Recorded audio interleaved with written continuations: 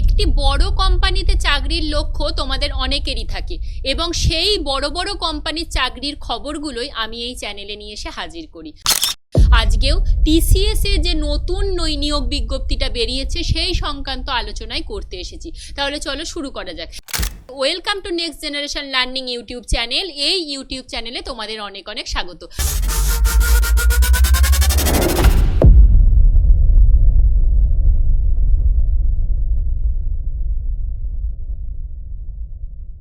আজকে আমাদের আলোচনার বিষয় হচ্ছে টিসিএস এর যে নতুন বিজ্ঞপ্তিটা বেরিয়েছে সেখানে।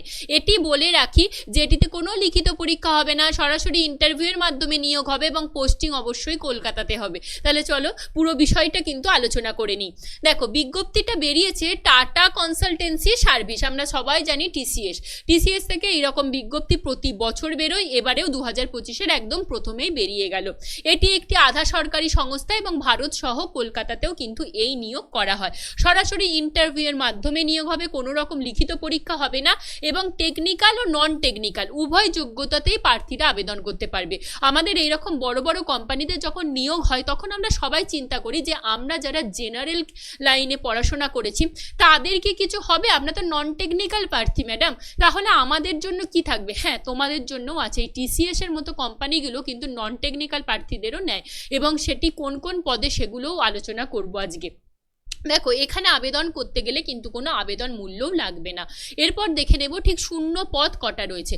দেখো, শূন্য পদ স্পষ্ট করে বলা নেই, তবে 5200টি শূন্য পদে কিন্তু এই নিয়োগটা করা হবে এবং এই যে 5200টা শূন্য পদ বললাম সেটা কিন্তু শুধুমাত্র কলকাতাতে।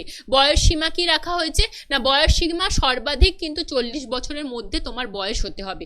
এরপর দেখে নেব যোগ্যতা ঠিক কি লাগছে। দেখো, যে কোনো শাখায় তুমি যদি স্নাতক পাশ করে থাকো তাহলেই কিন্তু আবেদন করতে পারবে এবং টেকনিক্যাল বা নন টেকনিক্যাল উভয় পদেই কিন্তু আবেদন করা যাচ্ছে।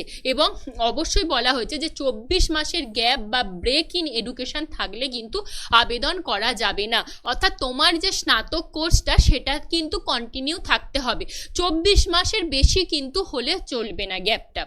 এরপর দেখে নেব যে আমরা নির্বাচন পদ্ধতি কিভাবে হবে। প্রথমেই বারবার বলছি যে এখানে কোনো লিখিত পরীক্ষা হবে না। তোমরা জানো যে টিসিএস এ এনকিউটি বলে একটি নিয়োগ হয়, সেখানে কিন্তু একটি লিখিত পরীক্ষা হয় এবং সেখানে রিজনিং, ম্যাথ এইসব পরীক্ষাগুলো আসে, বিষয়গুলো আসে পরীক্ষাতে।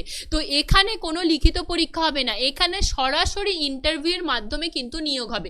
এবং আরও কিছু তথ্য দিয়ে রাখছি যে এখানে কোনো আবেদন মূল্য লাগবে না এবং আবেদন কিন্তু শুরু হয়ে গেছে, আবেদনের শেষের এখনও তারিখ দেওয়া হয়নি। তাই বলবো ওয়েট না করে কিন্তু খুব তাড়াতাড়ি কিন্তু আবেদনটা তোমরা করে ফেলো। এরপর দেখে নেব যে আবেদন পদ্ধতি কি থাকছে। দেখো, অফিসিয়াল ওয়েবসাইট ওপেন করতে হবে, তারপর রেজিস্টার করবে, তারপর অ্যাপ্লিকেশনে একটা ফর্ম আসবে, সেটা ফিল আপ করবে এবং সাবমিট বটনে ক্লিক করলেই কিন্তু তোমার আবেদন হয়ে যাবে। আবেদন করার লিঙ্কটাও আমি এখানে রেখেছি, অবশ্যই তোমরা দেখে নেবে। এবং আবেদন করার সময় তোমরা যেই অফিসিয়াল ওয়েবসাইটটা খুলবে তারপর যেই রেজিস্টার বাটনটাতে ক্লিক করবে তখন দেখবে দুটো সেকশন ওপেন হবে, একটি আইটি এবং একটি বিপিএস।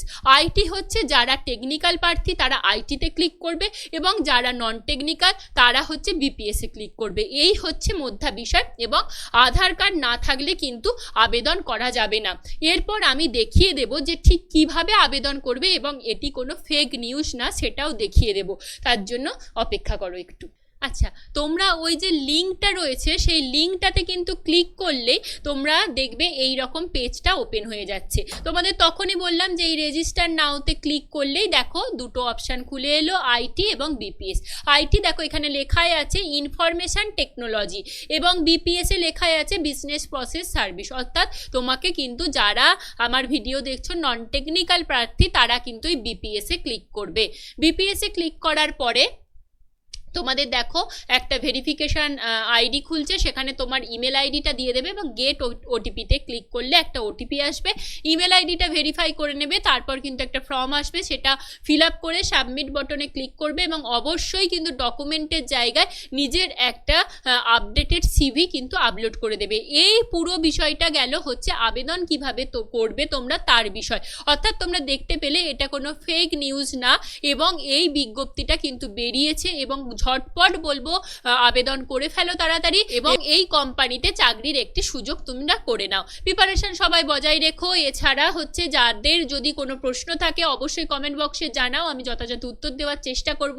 ফর্ম ফিল আপ নিয়েও যদি কারো সমস্যা থাকে অবশ্যই সেটাও জানাতে পারো, আমি কমেন্ট বক্সে উত্তর দিয়ে দেবো। সবাই খুব ভালো থেকো, একটা চাকরি তোমারও হোক এই কামনাই করি। সবাই খুব ভালো থেকো। Thank you.